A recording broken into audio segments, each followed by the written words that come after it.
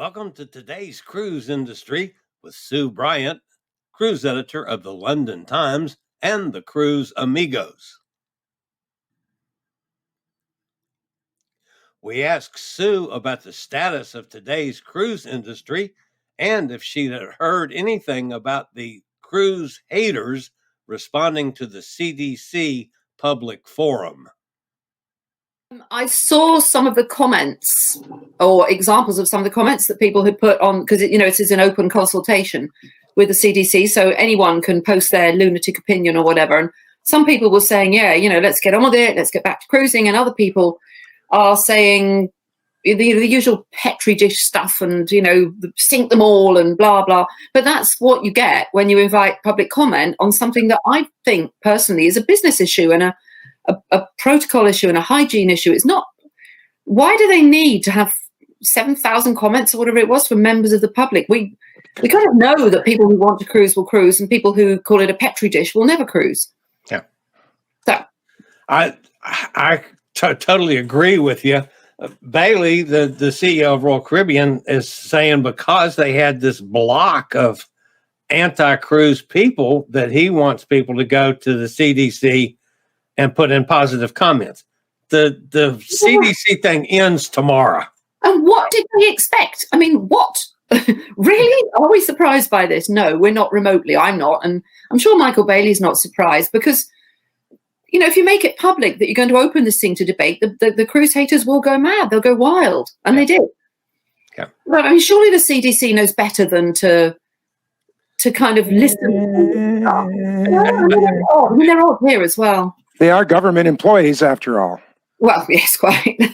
I think you're correct there, Sue. If you allow the haters to get out there, and I saw one today, a big headline saying, "We have to stop these idiots," with a picture of a cruise ship. I was like, "What?" Well, and we have to, and please, and that's crazy, isn't it? I wanted to ask you a question about with cruising at the moment, because you're working for the Sunday Times, cruise editor of the Sunday Times, so you've really got your ear to the ground. And one of the things we don't really see a lot of, any real publicity about, MSC have been cruising now. I think they've had 4 cruises. Successful cruises. Is it 5? Wow. Doing really well. Costa, I think maybe 1 or 2. I'm not too sure at the moment. We haven't seen it. How do you think they've done? The what? Sorry.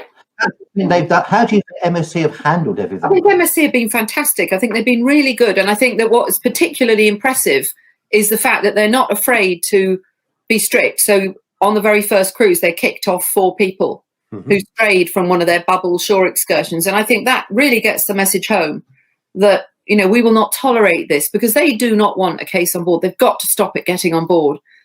So I think they've done really well. I mean, we're not hearing about it here because it's only open to people who are in the Schengen zone. So it's not open to Brits. So, of course, British media only really covers stuff that's open to Brits to do. And I'm sure the American media is very similar, that if it's not relevant to you, it might not be covered. So because we've got MSC, we've got Costa starting, and we've got AIDA starting now in October, but again for Germans, but in Italy. So I think these cruise lines are really going for it. And I really wish some of the big line, the Carnivals and the Royals and all that would just do something. You do say that we wouldn't really see much about it. I just have to question that part, Sue, because I'm wondering, if anything did go slightly wrong, they would be ready to pounce with all the bad publicity about it. That was my biggest worry, was something went wrong, and then some of the press that are against cruises would obviously glorify it and say, "Here we go again, cruises taking COVID around the world and stuff." That would be my biggest worry. No, what all these cruise lines who are now announcing their protocols, they're mainly tiny ones that are actually going to start. I mean, these are 3 big ones that I named, but their biggest aim is to not let it on the ship. Yeah.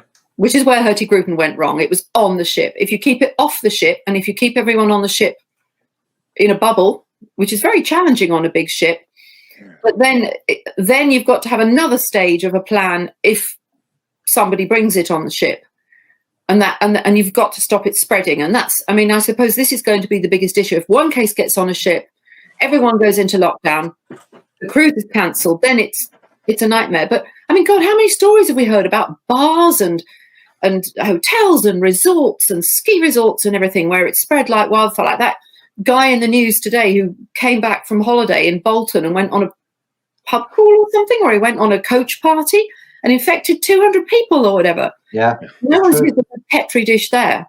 Yeah. So anyway, we only hear the bad, we don't hear the good.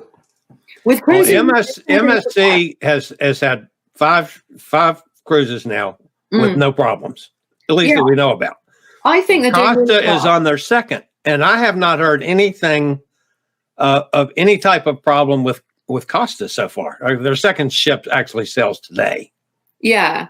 And I mean, German cruise lines, obviously AIDA's part of a bigger group anyway, but the German cruise lines like Hapag-Lloyd have been sailing, French cruise line Ponant has been sailing.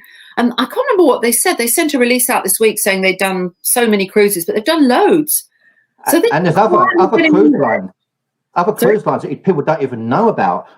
Katarina cruise line in Croatia. They've been sailing successfully, which is fantastic. Majestic cruise line. They've been sailing in Scotland. That's amazing. That's really nice. That's incredible, isn't it? Sure. They're doing a fantastic job. All these smaller cruise lines that people don't know about. Yeah. Yeah. I just wish the big ones would not keep cancelling again and again and just do something to give us some faith. Well, if we could get the CDC to give us some slack in this country, but then our problem here is actually safely getting to a cruise.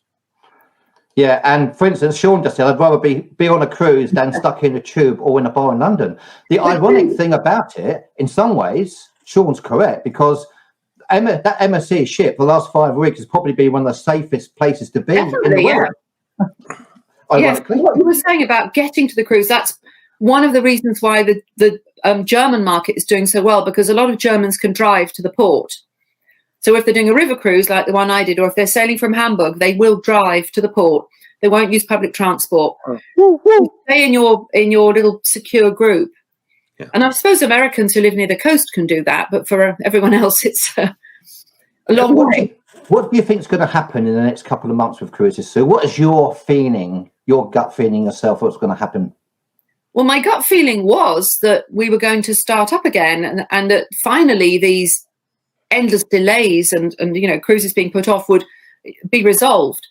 Certainly in Europe, or here in the UK. I mean, Europe is kind of resolved, but in the UK. But now we have more cases. Now everybody's attention is focused on our growing case numbers. I don't know, but I do think that small cruise lines, which are not dependent on the British market, are starting up all over the world. They're getting on with it, and I think that will continue. I hope.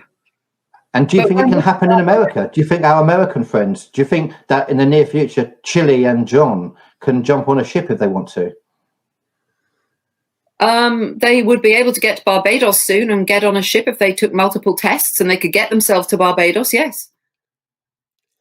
That wraps up today's cruise industry with Sue Bryant, cruise editor of the London Sunday Times and the Cruise Amigos. To view the entire interview, check out the link below. And as always, we appreciate a thumbs up for our videos, and to keep up with the latest in cruise industry news, make sure you hit the little subscribe button in the lower right-hand corner. I regularly post videos on all facets of the travel and cruise industry, so if you like to keep up with the latest in cruise ships, ports of call, cruises themselves, Chillie chats, and travel and cruise industry news, just hit the little subscribe button in the lower right-hand corner, hit the bell notification so you'll be notified when a new video is up or we go live.